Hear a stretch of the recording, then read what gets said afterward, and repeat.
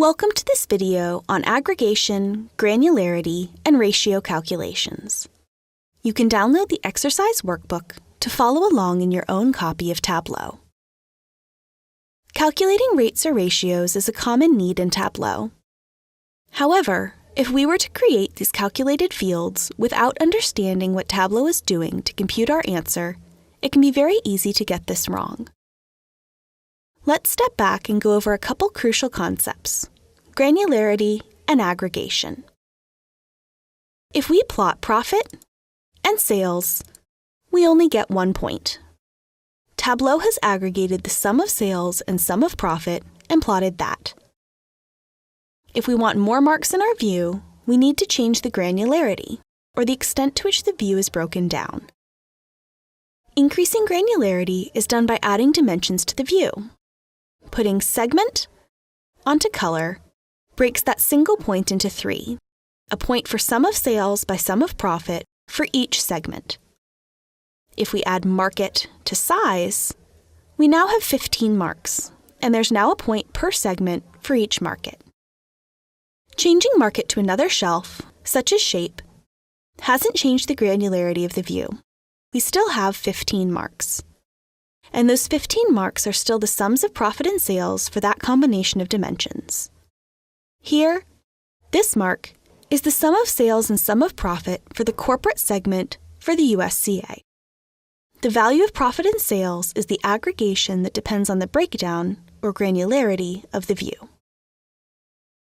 The detail shelf is a way of impacting the granularity of the view without encoding a field by color or size or shape. Let's see what it looks like if we put customer ID onto detail.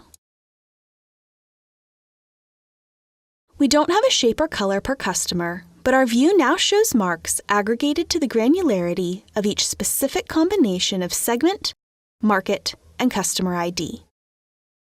Okay, so why do we care about all that when we're just trying to make a profit ratio? The key point for calculations is that the way Tableau calculates depends on the aggregation of the data. Therefore, it depends on the granularity of the view. Here, Tableau has summed the profits and sales for all orders in each category and presents a value for each. If we drill down to subcategory, we see the summed profits and sales per subcategory. If we expand out to row ID, we see individual records. Keeping that in mind, let's look at how to calculate a profit ratio. Here we have two calculated fields: profit divided by sales and sum of profit divided by sum of sales. In each case, the formula is simply what appears in the name. When we're at the record level, they give the same answer. However, when we roll back and look at our subcategory level, it starts looking really weird. Suddenly our ratios don't match, and the profit sales one here in red has huge numbers. What's happening here? When Tableau aggregates the profit divided by sales calculation to the granularity of the bar chart, it's summing the ratios themselves. A profit ratio has been calculated for each record, and those ratios have been summed. This is very different from what we want to do.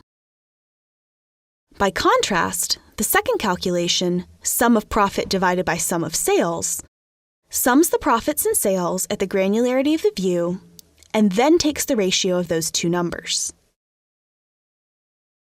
If we roll back further to category, the green ratio is still correct. By putting the aggregation into the calculation itself, we let Tableau know when to compute the ratio regardless of the granularity of the view. In summary, sum of profit divided by sum of sales sums the profits and sales to whatever the granularity of the view is, then computes the ratio at that aggregation. Profit divided by sales computes the profit ratio at the lowest level of granularity, then sums the ratios to the requested aggregation of the view. That's a quick lesson on aggregation, granularity, and ratio calculations. I hope this helps explain some of why Tableau behaves the way it does. We invite you to continue with the free training videos to learn more about using Tableau.